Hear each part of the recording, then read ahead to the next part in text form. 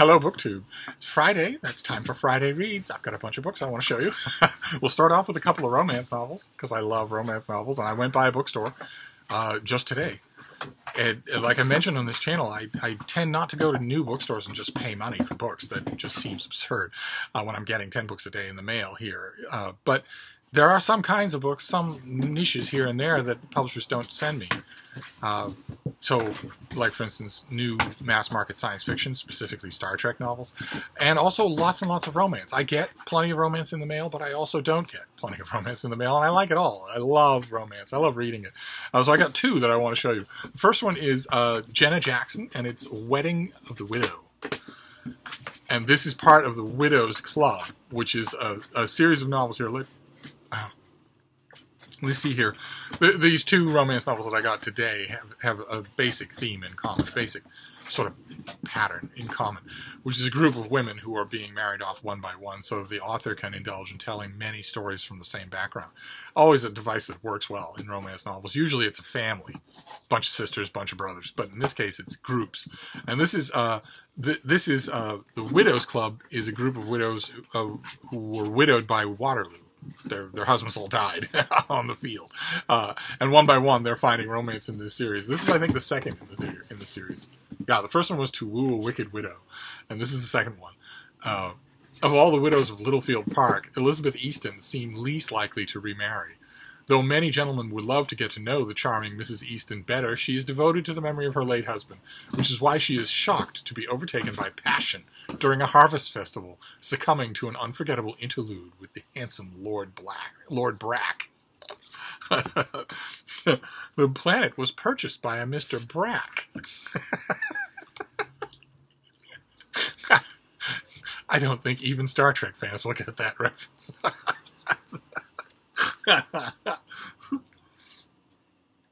A soldier, a Karim, a bully, a braggart. I fell, pierced through the heart, but did not die. Anyway, this next one. The next one is a different kind of group of women. It's the Puddleton Manor's Benevolent Home. In this is What Ails the Earl. By Sally Mackenzie, and ale is spelled in a telltale way. And this is a home for disgraced women who have fallen afoul of the morals of the day, women who have some sort of scandal attached to their name.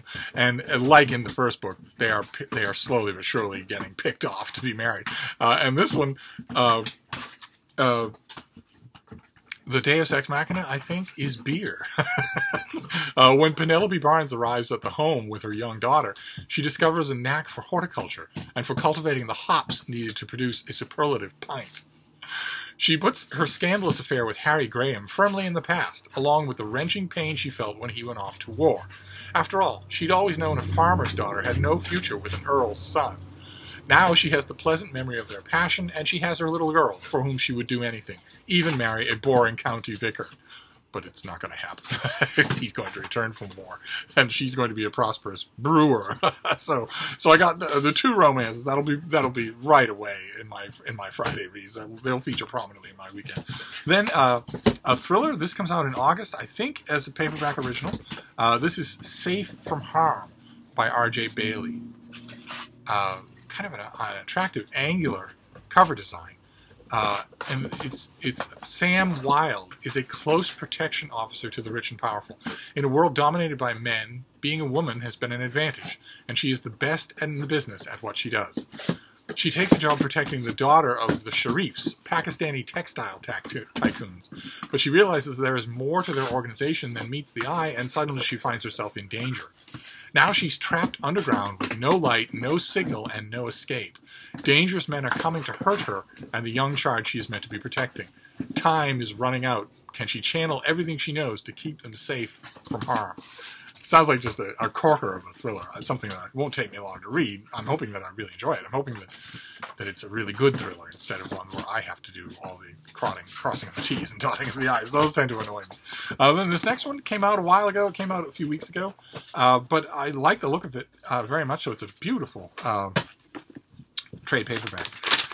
I don't think we saw it on this channel, so I'll read you a little bit about it. This is A Gentleman's Murder by Christopher Huang.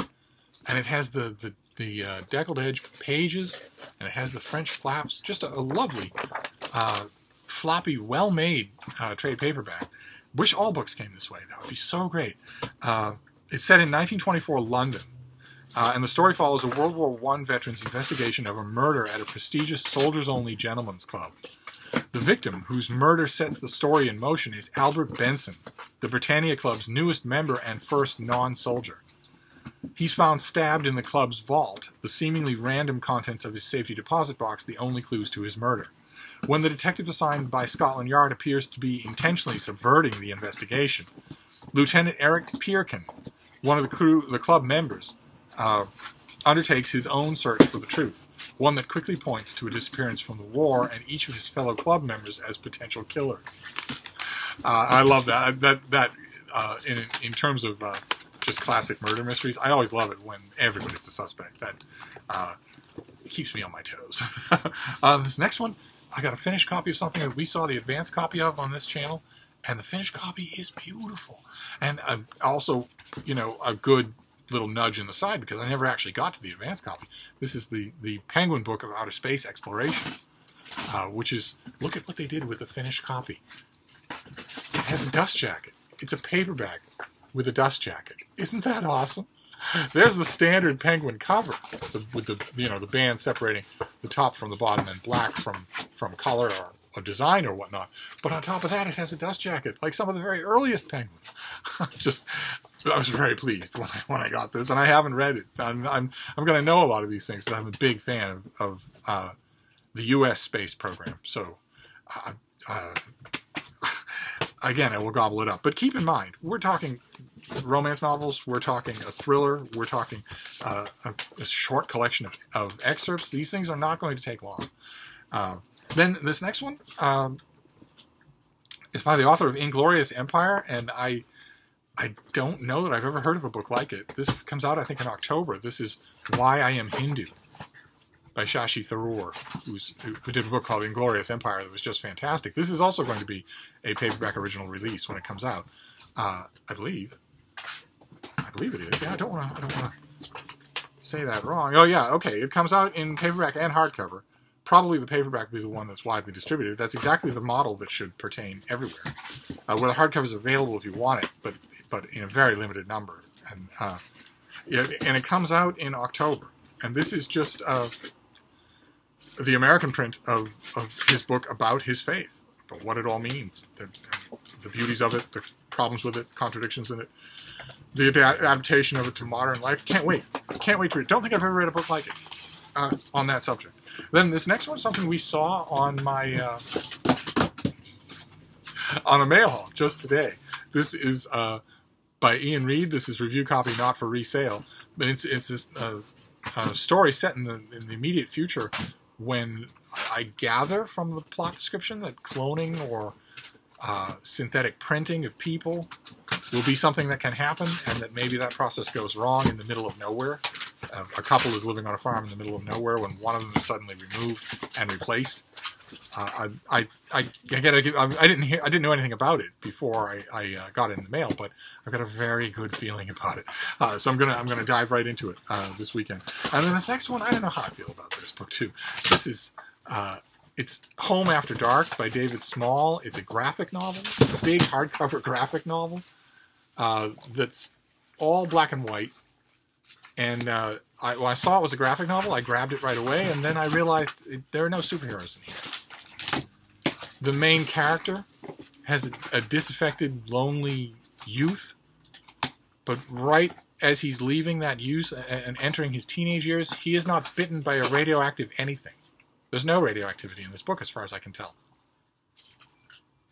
When he turns 18, he becomes socially and sexually inhibited, instead of learning that he's from Krypton.